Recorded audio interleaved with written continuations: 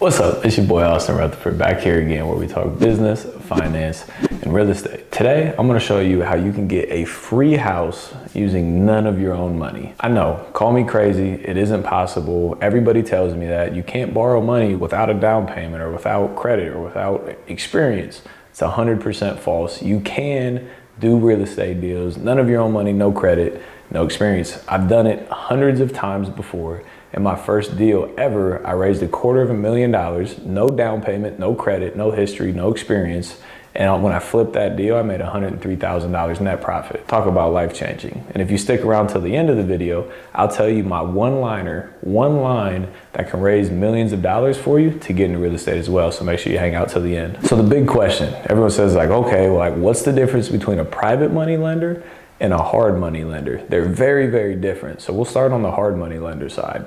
So hard money lenders are banks and institutions that lend money for a living, for a profit. They're in the business of lending money. So when you talk to a hard money lender, they usually have down payment requirements. So you go talk to them, you present them a deal, you need $100,000. They'll be like, cool, I'll give you $80,000 or $90,000, but you have to come up with the rest. So you need money as a down payment. Also over here, they're gonna do credit and background checks on you as well. So they're gonna look into your history, and credit matters. So if you don't have good credit, it's gonna be difficult to get a loan from a hard money lender. The other thing that they're gonna do is that they're gonna use appraisals. So they're gonna go out and appraise the property and make sure that the property's worth what you think it's worth. And if it's not, guess what? They're not doing the deal. Another thing, when they fund the rehab of the project, you have to front that money. So you have to go out and get some of the work done and then request a draw, and then they reimburse you for the money. So again, if you don't have money, not only do you have a down payment, you have to spend money every month for the rehab before you get reimbursed,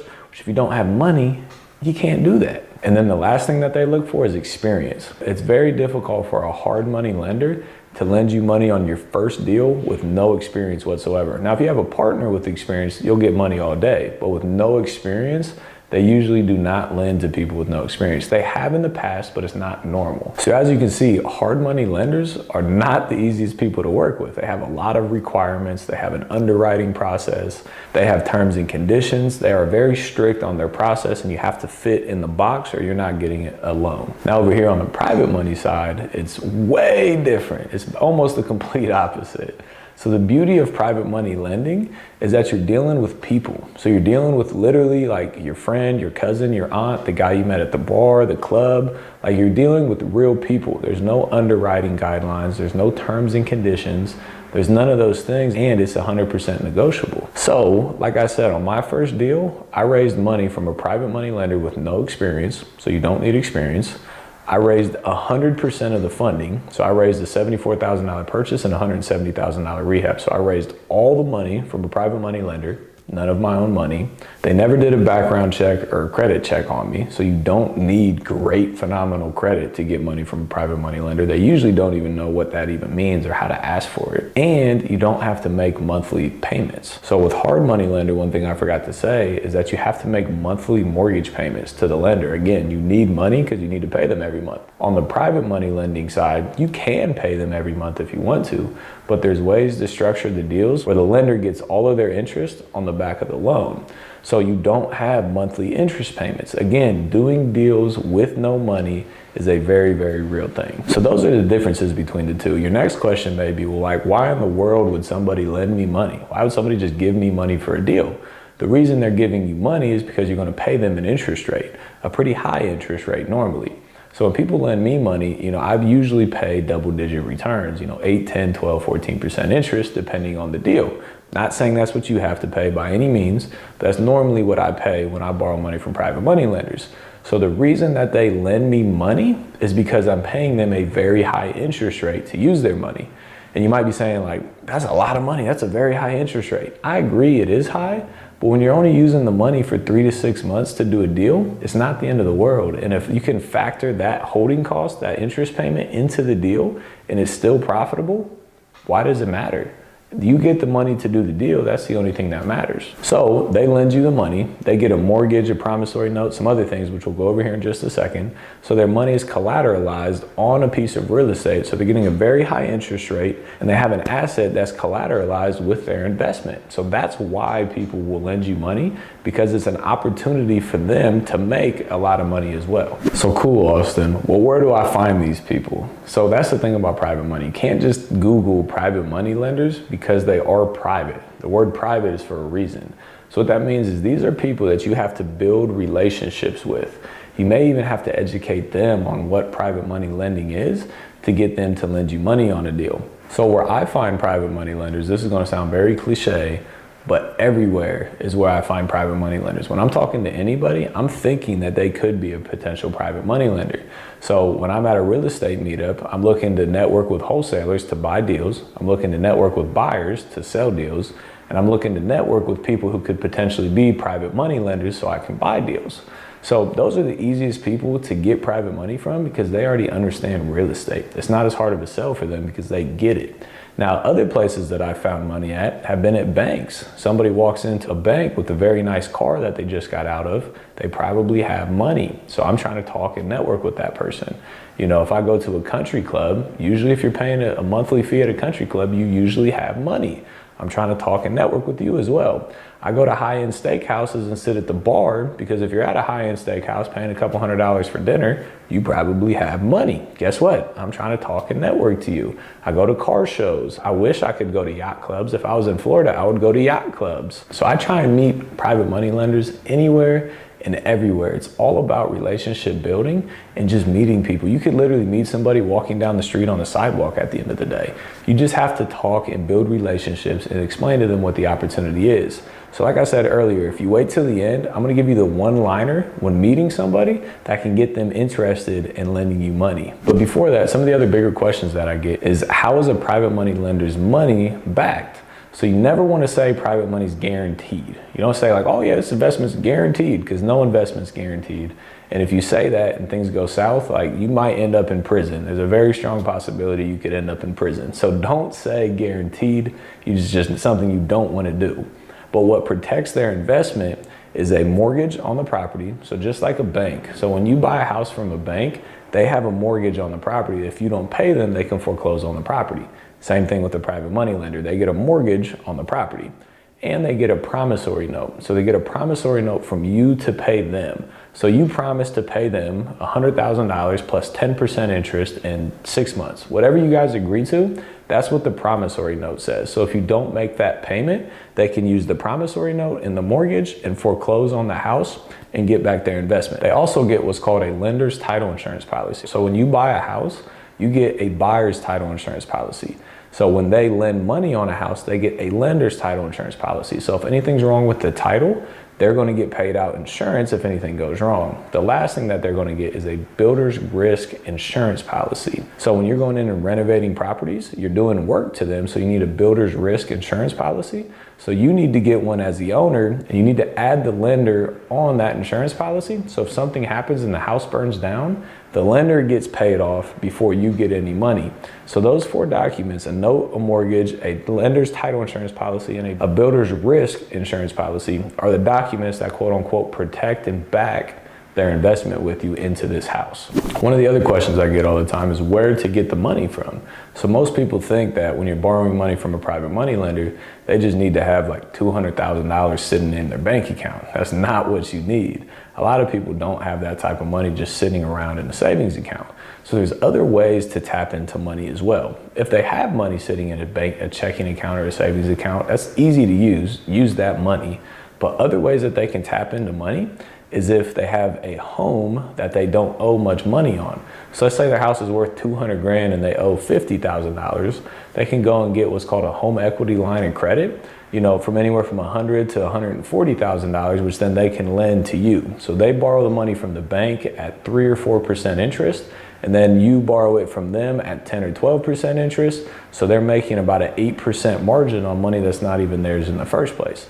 So if you can teach them how to get home equity lines of credit, which you just refer them and tell them to go talk to their banker, you can get access to more money without them, quote, actually having the money sitting in their bank account. Another way to tap into money, and this is how I get the money mostly, are retirement accounts. So people have IRAs, 401ks, all these different things that are saved for retirement. So those accounts are normally invested into like stock markets, and a broker usually handles those investments. So depending on what type of returns that they're making in the stock market, they could be making 6 or 8 or 20%, whatever it is. If they're not making that much money in the stock market, like let's say they're only making 5% interest in the stock market, and you go to them and you say, hey, I have this opportunity that you can earn 12%, they can more than double their retirement. That's a reason that they would consider lending money to you. Now, how this actually happens is they have to roll their retirement account to what's called a self-directed custodian account.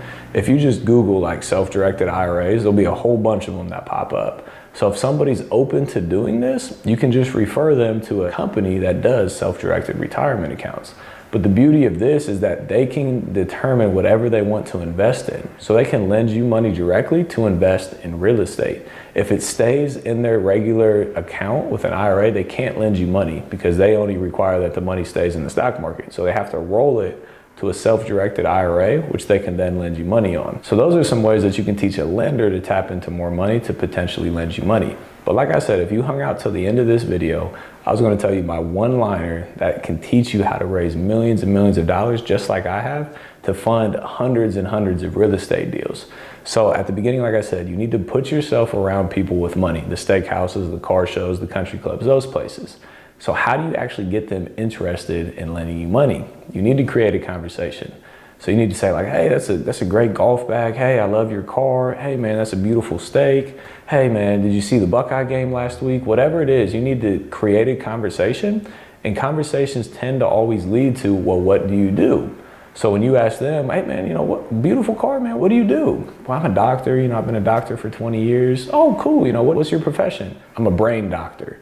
Whatever they say, just go along with it. Oh, cool, man, that's awesome, congratulations. Usually they ask you in return, well, what do you do? Here's your opportunity. If you say some boring thing like, oh, I'm in real estate, everybody says that. They're gonna be like, oh, cool, and turn around and start talking to their friends again. So you have to come off and say something that sparks their interest immediately. So when people ask me, what do? I can say, hey, I'm actually a real estate developer, and I actually teach other people how to invest their money into real estate and earn double-digit returns. So if they have any interest on making money at all, they're gonna be like, what do you mean? How do you teach other people to invest their money? And how do they get double-digit interest rates? You got them interested. You spark that interest just by one line that you said to them. So don't be boring when people ask you, what do you do? Don't say like, oh, I'm in real estate, or, I flip houses, or, I'm a carpenter. Like, don't say that stuff. Say something that sparks curiosity, which is something like, hey, I'm actually a real estate investor, and I actually teach other people to invest their money into real estate and potentially even earn double-digit returns. That's curious. That is interesting. People will want to know more of that. And not everybody's gonna be wanting to know more about that. You can't say that one time and raise $10 million. Like, you have to have these conversations with a lot of people to get somebody that actually has interest in lending you money in the first place. So just to put it into perspective, how to get a free house. So let's say you get a house for $50,000. You get a seller to agree to sell it to you for 50 grand. It needs $50,000 of rehab. So you need $100,000 to fund this deal. So what you do is you borrow $100,000 from a private money lender, and you go out there and you buy and renovate the property. Once the house is done, you take it to a bank to refinance it. Let's say the bank appraises it at $150,000, and they give you an 80% loan to value. So what that means is that the bank is going to give you $120,000 once you refinance it, and you're into this property for $100,000. Now let's say you have $5,000 of interest that you have to pay your lenders, and another $5,000 of utility bills and closing costs that you have to pay at closing. So you're all into this thing for $110,000, and the bank gives you $120,000. You pay off all your debt, you own the property, you get an additional $10,000 tax-free at closing, so you're actually getting paid to own a house, and you don't have any of your money into this deal whatsoever. Now the second step here is really cool. Let's say your mortgage payment is $900 a month. So your principal, interest, taxes, and insurance is $900 a month to the bank.